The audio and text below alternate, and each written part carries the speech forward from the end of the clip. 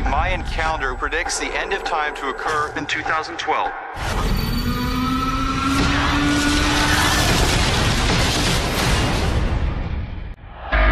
It's the apocalypse.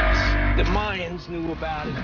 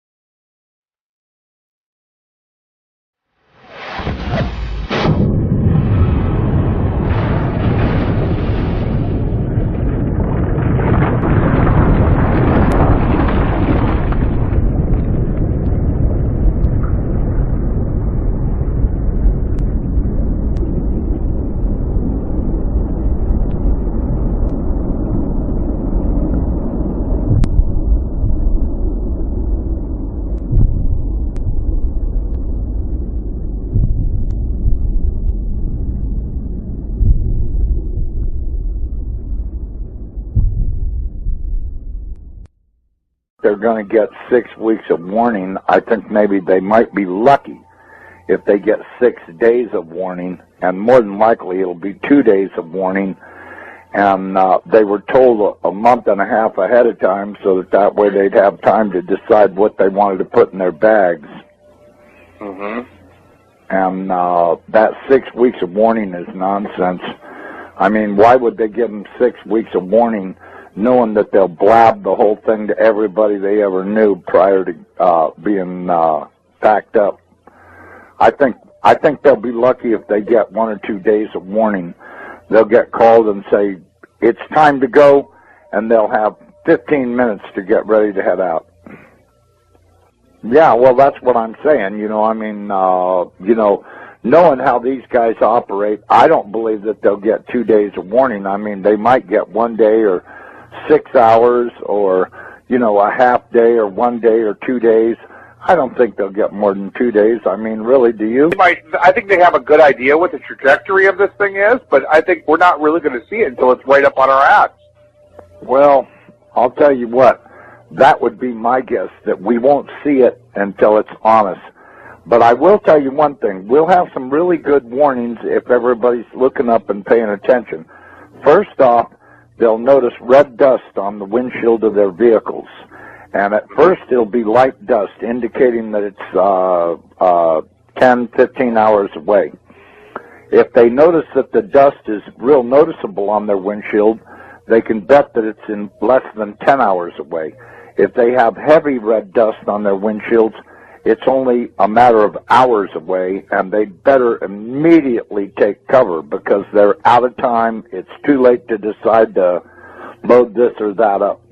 I don't think there'll be a lot of warning, but when we were looking at it on the Hubble, this red dust field appeared to be going out at least as far as maybe 2 times the size of the planet. So, that means that it's probably a few 100,000 miles going out into space around it, all the way around it, which means that just before it arrives, which will be a matter of hours, we'll start seeing red dust coming out of the atmosphere onto everything and of course a vehicle windshield would be the best thing to spot it on, because then you'll be able to see its true color and realize that you're seeing the red iron oxide dust from it.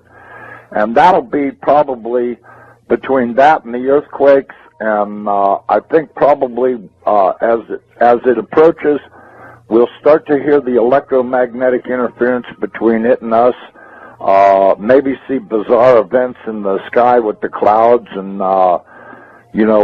maybe colors flashing around in the atmosphere. There'll probably be quite a variety of warnings that it's approaching and that it's within hours of passing. It's going to be a lot more. The CIA people I talked to said that they're expecting at least a 220 to 230 degree roll, maybe a little more. They fully expect the center of the United States to be at the equator when it's over. No. I'm saying 220 to 230. That's what they're guessing. But then again, you got to remember. That's still a pretty good clip. Yeah, well, this thing's going to go by and give us a spin, and that's where we're going to supposedly stop. They told me they ran 10,000 case scenarios on shifting the planet upside down. They did it 10,000 times on the Earth. They tried different locations to see what they'd come up with, and it averaged out at 220 to 230 degree roll. So, I think probably them knowing the trajectory isn't, I don't think that's a matter of question. I'm sure they know the trajectory. I'm sure they know the exact minute it's going to show up. I've heard a lot of stories that I would only tell you in private about this because it's so far over the top, most people would go into immediate denial if they heard it. So, the most I can say is that they better be expecting at least a 180 to a 220 degree pole roll when this happens. And as far as that bulge around the center of the planet, I got news for everybody.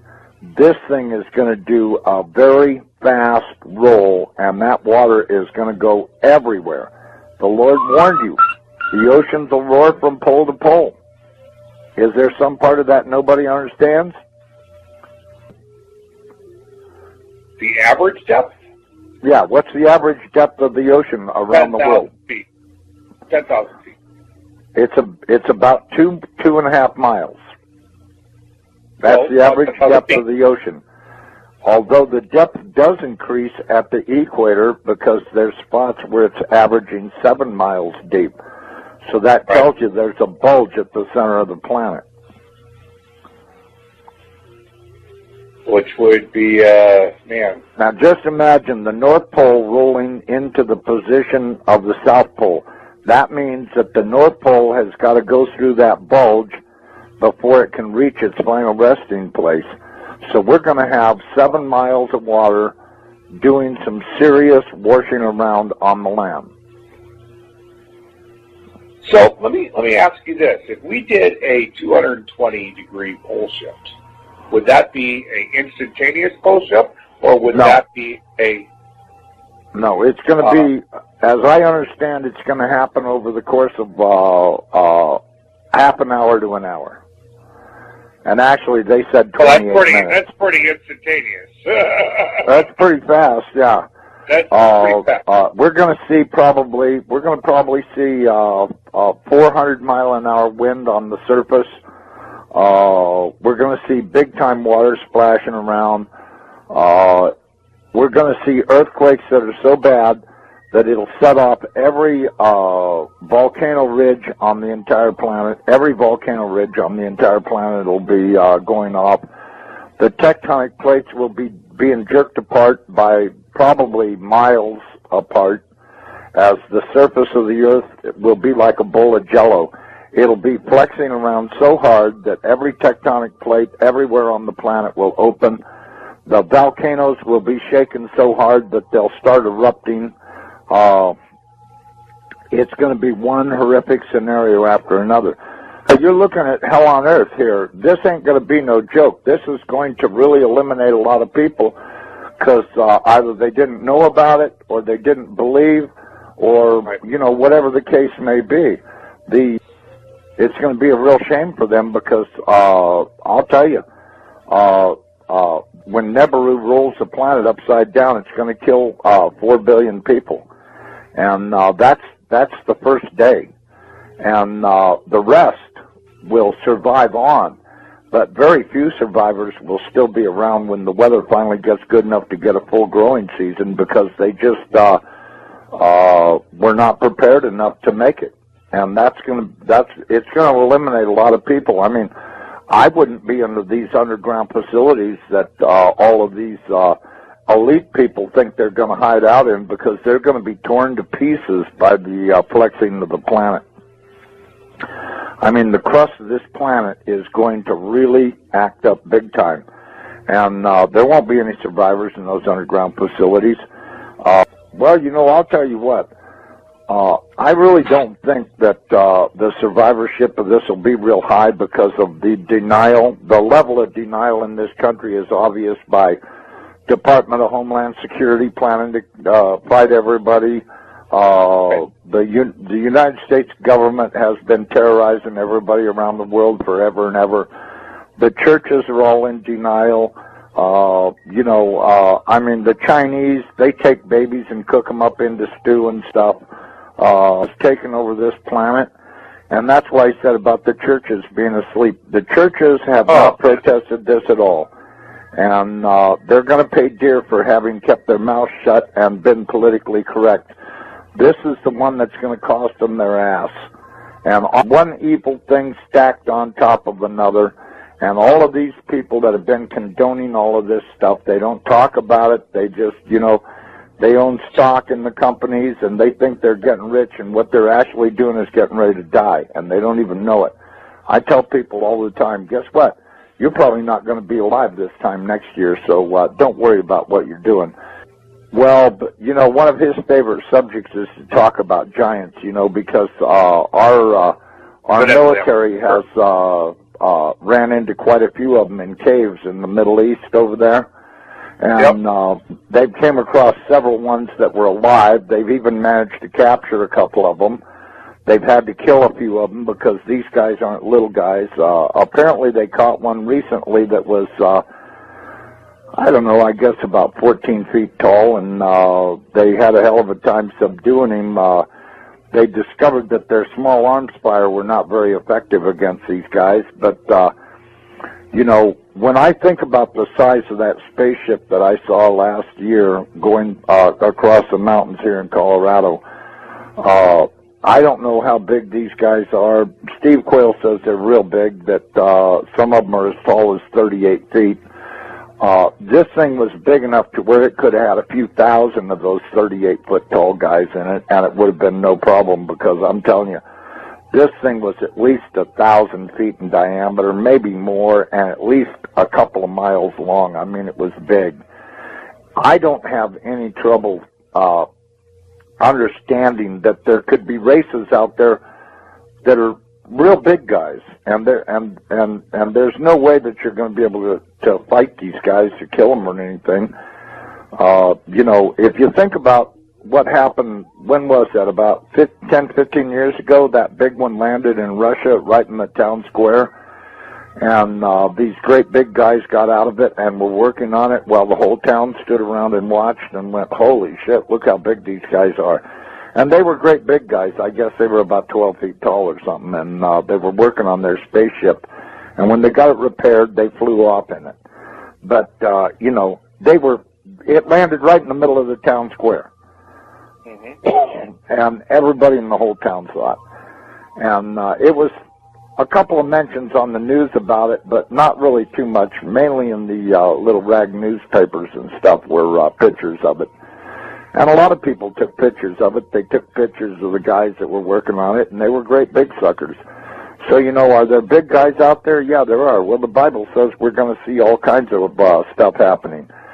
And I can tell you, these military people have been so far out of control for so long, I think the American people would be terribly shocked if they ever got away from their vomit TV and started checking out what their government's been doing.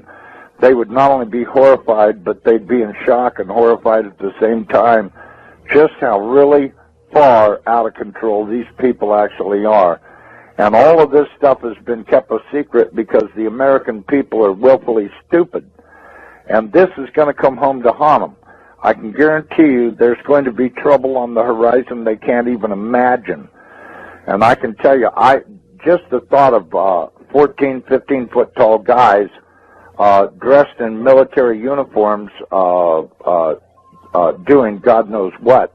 I mean, I've always thought since day one that the pyramids were built prior to the last pole shift, and that they were stacked up probably by these big guys, because there's really no other explanation for how stones that big got mounted up. I mean, you look at some of those things, and the architecture and design and construction is just so far over the top. And now we've got all of these ragheads over there in Egypt talking about they want to tear them down. Yeah, well, I was you know talking what? about that earlier today. Yeah, this is just insanity. They took out their dictators around the world. They've been taking out the dictators so that they could put in their dummies and get their one world order thing going, which is how they've got to do it. They've got to take out all the leaders in every country, and then place their Rothschild dictators in position. And of course, you know, that'll bring in their one world order because they'll all work for the same guy. But you know, now they've got these morons down there in Egypt that want to tear down the pyramids. They want to do this. They want to do that. You know, I don't know how they plan on doing it. You know, what are they going to put a nuclear weapon in the thing and blow it up or what? Because they're sure as hell not equipped to dismantle it manually. They'll have to blow the things apart. They put above all the families on earth, Hashem loves us eternally, as a father loves his son. My firstborn son, O Israel, And that is why he sends us shockwaves. As our sages say, calamity comes to the world only for the sake of Israel. God reveals his might so that we will wake up and prepare ourselves for the demise of this illusionary world and for the beginning of a spiritual world, the world of Mashiach. Since the beginning of the last century, we have seen drastic changes around the world. Bloodshed wars, Holocaust, newborn Israel, the communist regime falls along with the Berlin Wall, technological advances break all records, cell phones, computers, internet. In the past decade, things are happening at an even greater pace. In recent years, not a day goes by without earthquakes, tsunamis, hurricanes, floods, epidemics, terror attacks, plane crashes. The world is going crazy. God is shaking up the world to show us that we are not in control. הגשר המרכזי על הניוף בקהיר. המשטרה דורסת את המפגינים שזרמו לכיכר תחריר.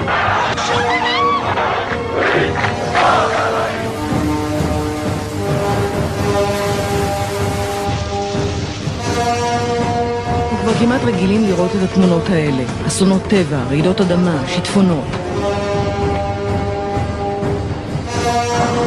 התרחשותו של אסון הטבע, אחד מהקטלניים בעשורים האחרונים.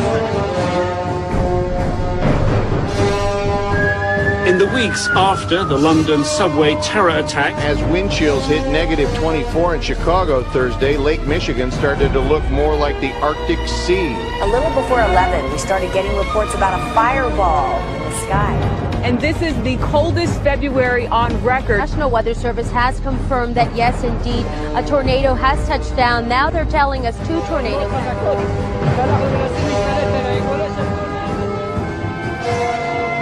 Transgressions whereby you have transgressed, and make yourselves a new heart and a new spirit. And why should you die, O house of Israel? This is a wake-up call for all Jews. Please, save yourself. God is calling us to wake up. And many shall be purified and made white, but the wicked shall do evil. And none of the wicked will understand, but the wise will understand. Our sages keep telling us over and over again that in the end of days there will be a selection. Not everyone will merit reaching the finish line. And so there will be in all the land the word of Hashem. 2 portions will be cut off and perish, and the third will be left in it. And I will bring the third into fire and purify it as one purifies silver, and I will refine it as one refines gold. This is what the prophets promise us. Only the righteous, the modest ones, only those who truly attach themselves to Hashem and follow His ways, only they will last and merit the eternal life in the world to come.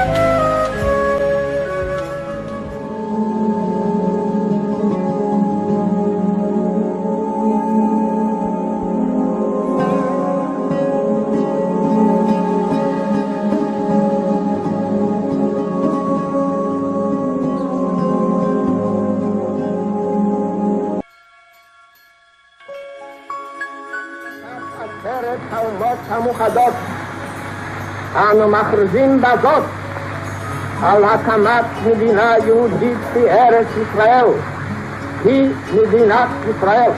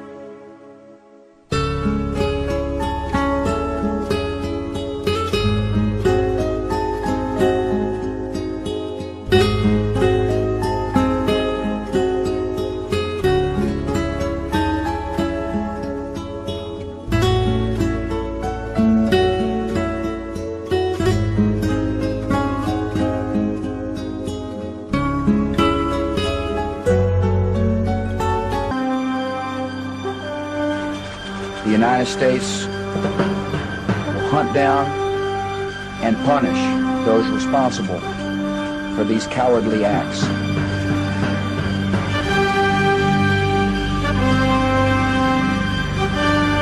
We've got to bring the terrorists to justice. We cannot. Over the past 24 hours, you will have seen the military plan start to take shape on the ground. What we are looking to do is to achieve a series of effects to which the Iraqi regime simply cannot respond.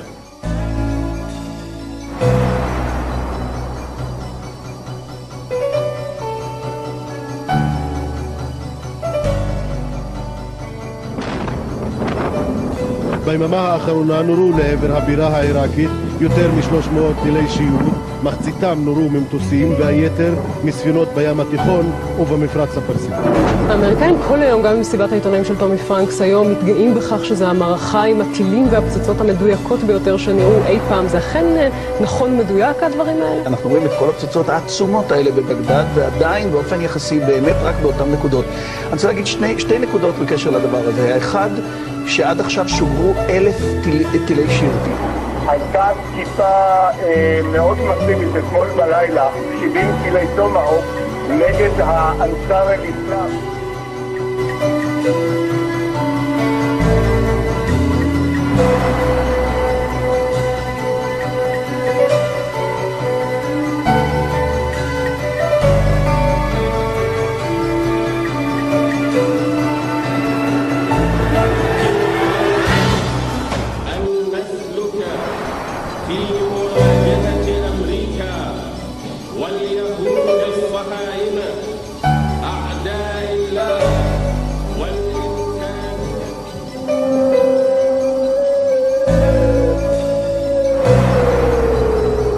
צה"ל מודיע עקב התקפת טילים על ישראל הופעלה אזעקת אמת.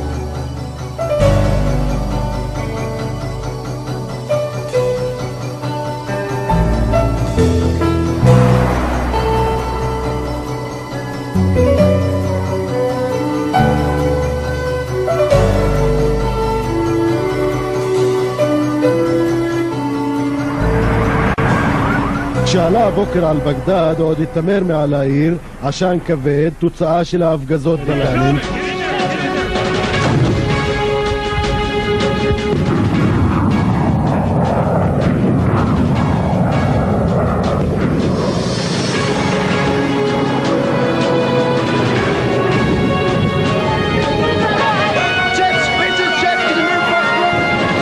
Out of Antarctica suggest mega earthquake. Sean Adel-Tabatabai reports scientists detected various microwave waveforms coming out of Antarctica that they say could be a precursor to a megaquake. What we're viewing here is a second wave that occurred May 15th, 2017. The first one was April 2nd. On May 26, 2017, just a couple of days ago, Mimic caught a third mysterious wave beaming out of that region. And this is it here. As we can see, most of that wave is close to the San Andreas fault line, starting here in South America. If you make a line down into Antarctica, the path of the wave anomaly crosses the mysterious Princess Elizabeth Station, which is situated at the base of pyramid structures. This leaves us to guess if the wave anomalies are coming from this station or from an unknown source near the station. But one thing is for sure, something in that area is creating this anomaly which they shoot out into the Pacific Ocean. More specific, this anomaly is directed straight over or close to the Cascadia subduction zone, West United States. That's the area, of course, of the San Andreas Fault, California. Although the Cascadia subduction zone has not produced an earthquake since 1700, it's built upon pressure. It is building pressure where the Juan de Fuca plate is subsiding underneath the North American plate. This is where the geologists and seismologists are waiting for the big one to take place. Scientists are predicting that there is about a 40% chance that a megathrust earthquake of a 9.0 magnitude in this fault zone will occur in the years ahead. Although the Cascadia subduction zone has not produced an earthquake since 1700, it's building up pressure where the Juan de Fuca plate is subsiding underneath North America. Currently, there is no proof, but it looks like someone or something at Antarctica is manipulating or altering the weather in the Pacific Ocean region for whatever reason. You can see the embedded video below to show the latest wave anomaly caught on May 26, 2017. This is by Sean Adeltabatabai on your Newswire.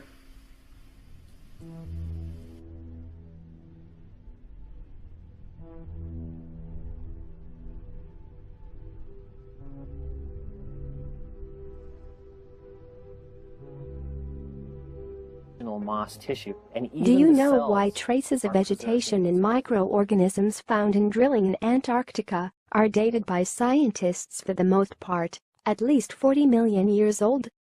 Simply, that as long as they do not accept the theory of Charles Hapgood and Albert Einstein of the displacement of the Earth's crust, and confirmed by the message transmitted by the Great Pyramid of Cheops, which explains that the Antarctic continent has moved several thousand kilometers to the south, about 12,000 years ago. Scientists have only the choice to go back 40 million years with the theory of plate tectonics. For Antarctica to be at a good latitude, to be covered by lush vegetation. The theory of plate tectonics, which was, by the way, was completely rejected, is described as far-fetched by the scientific community of the time, and finally accepted only in 1960. We will show you in this video scientific evidence that the Antarctic has undergone a gigantic cataclysm, with titanic volcanic eruption and giant tsunami. Following the displacement of this continent, which destroyed all the vegetation that previously existed and decimated the civilization that populated this land about 12,000 years ago. Of ice on Earth. The images you see come from a documentary about scientists doing research in Antarctica that you will find the link in the description of the video. In front of the cameras, this researcher takes a shovel and digs a few centimeters below the surface of the Antarctic and watch what he discovers. Melted. This is volcanic ash that erupted from a volcano and has been sitting there for millions of years. It shows no chemical alteration, which you'd expect if there were any amount of liquid meltwater over that duration. The fact that it's dry and pristine tells me it's always been here, which is incredible. This is volcanic ash that erupted from a volcano and is a phenomenal quantity of volcanic ash in perfect condition just below its surface, and which witnesses a huge volcanic eruption in a recent past. Now, in your opinion, At what depth the traces of vegetation were discovered? 400 feet? 900 feet? Or 4,000 feet?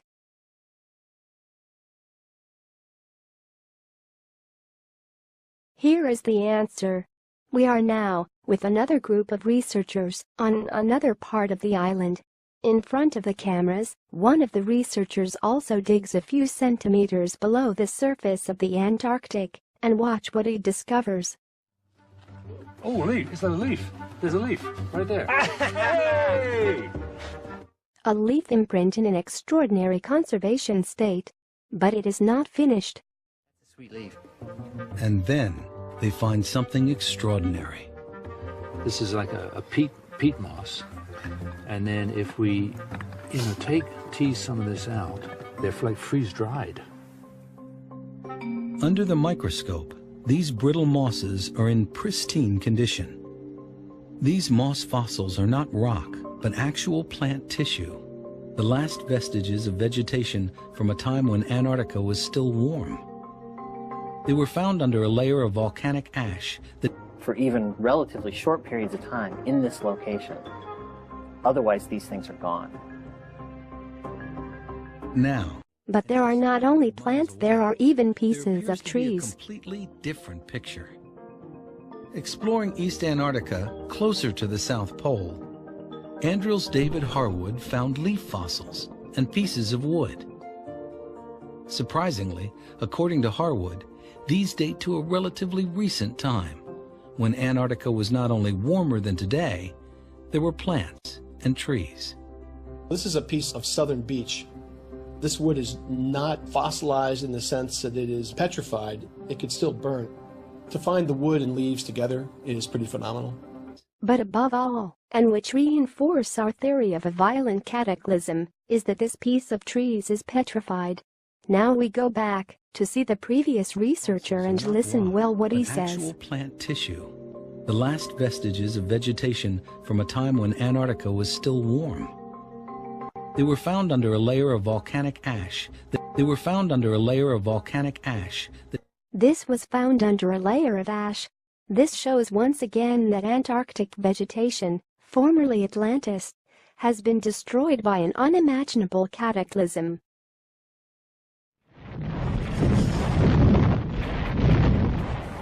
Which is incredible.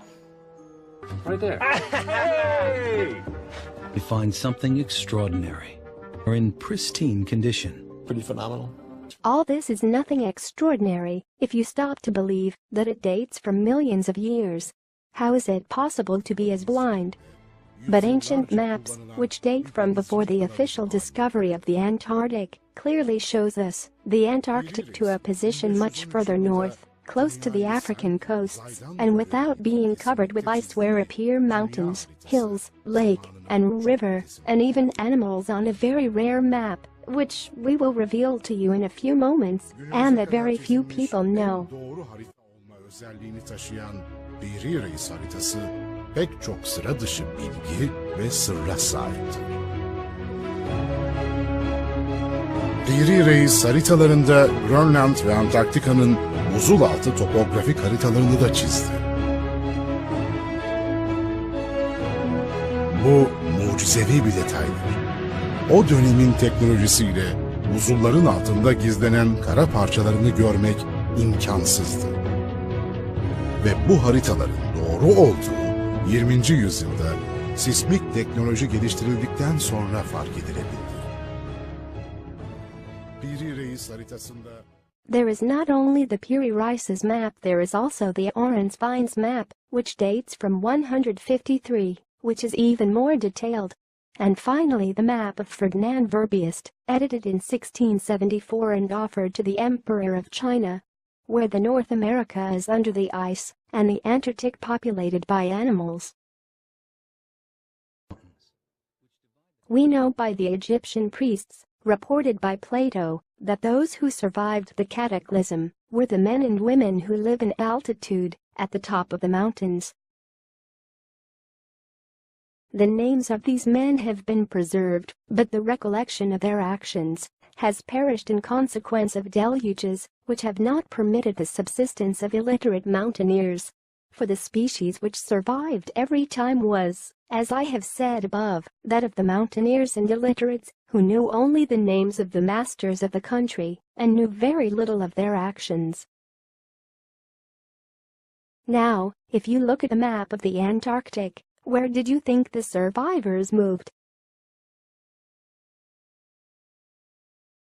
Obviously, South America was the only possible destination. And this solves one of the mysteries of the American settlement, because the Antarctic, located at the same time, near Africa and the South America, simply explains the history of the settlement of America.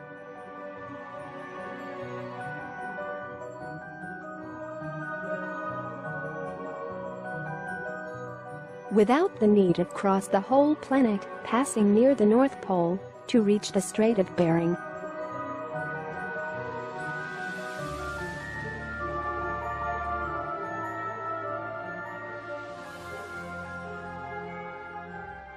Now, second question, if you are a survivor of this cataclysm, where in South America will you naturally choose to take refuge? The answer is once again to show you that it was built by the survivors of Atlantis. Here is the photo of the walls of the city of Tiwanaku, which is visible in the video. Now an extract from a Platon, where he describes a particularity in the art of building of the Atlanteans. They pulled their stones from the periphery of the central island, and from under the walls, outside and inside, there were white, black and red. And while extracting the stones, they built double ponds dug in the interior of the ground, and covered with a roof by the very rock. Some of these constructions were of one color, in the others they intermingled the stones in such a way as to make a variety of colors for the pleasure of the eyes, and thus gave them a natural charm. You will find all the additional information on our website, as well as in our last book, Pyramid Apocalypsia. Think to share the truth about our history and pay tribute to those men and women who died during this terrible cataclysm. Thank you, and God bless you.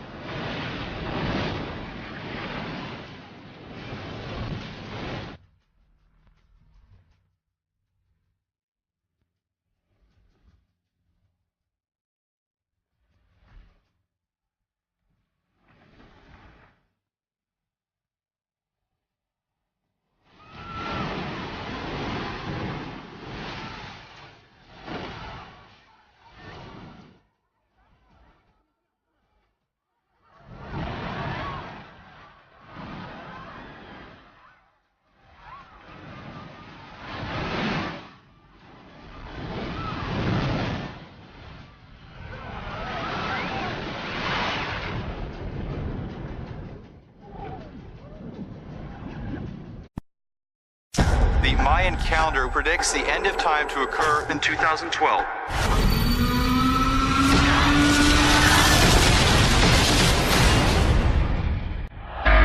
It's the apocalypse. The Mayans knew about it.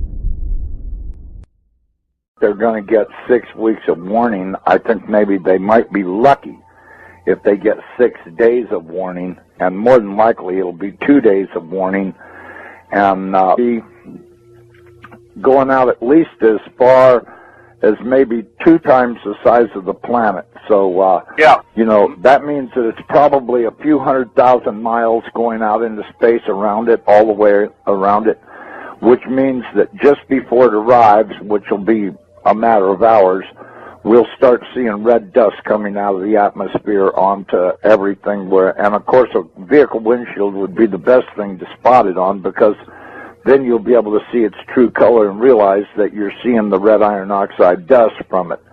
And that'll be probably between that and the earthquakes, and I think probably as it approaches, we'll start to hear the electromagnetic interference between it and us, maybe see bizarre events in the sky with the clouds, and, you know, maybe colors flashing around in the atmosphere. There'll probably be quite a variety of warnings that it's approaching and that it's within hours of passing. It's going to be a lot more. You know, the CIA people I talked to said that they're expecting at least a 220 to 230 degree roll, maybe a little more. They fully expect the center of the United States to be at the equator when it's over. No. I'm saying 220 to 230. That's what they're guessing. But then again, you got to remember. That's still a pretty good clip. Yeah, well, you know, this thing's going to go by and give us a spin, and that's where we're going to supposedly stop. They told me they ran 10,000 case scenarios on shifting the planet upside down. They did it 10,000 times on the Earth. They tried different locations to see what they'd come up with, and they were told a month and a half ahead of time, so that way they'd have time to decide what they wanted to put in their bags. Mm-hmm. And that 6 weeks of warning is nonsense. I mean, why would they give them 6 weeks of warning, knowing that they'll blab the whole thing to everybody they ever knew prior to being packed up? I think they'll be lucky if they get 1 or 2 days of warning. They'll get called and say, it's time to go, and they'll have 15 minutes to get ready to head out. Yeah, well, that's what I'm saying. You know, I mean, you know, knowing how these guys operate, I don't believe that they'll get 2 days of warning. I mean, they might get 1 day or 6 hours or, you know, a half day or 1 day or 2 days. I don't think they'll get more than 2 days. I mean, really, do you? I think they have a good idea what the trajectory of this thing is, but I think we're not really going to see it until it's right up on our ass. Well, I'll tell you what. That would be my guess, that we won't see it until it's on us. But I will tell you one thing. We'll have some really good warnings if everybody's looking up and paying attention. First off, they'll notice red dust on the windshield of their vehicles. And at first, it'll be light dust, indicating that it's 10, 15 hours away. If they notice that the dust is real noticeable on their windshield, they can bet that it's in less than 10 hours away. If they have heavy red dust on their windshields, it's only a matter of hours away, and they'd better immediately take cover because they're out of time. It's too late to decide to load this or that up. I don't think there'll be a lot of warning, but you know, when we were looking at it on the Hubble, this red dust field appeared to be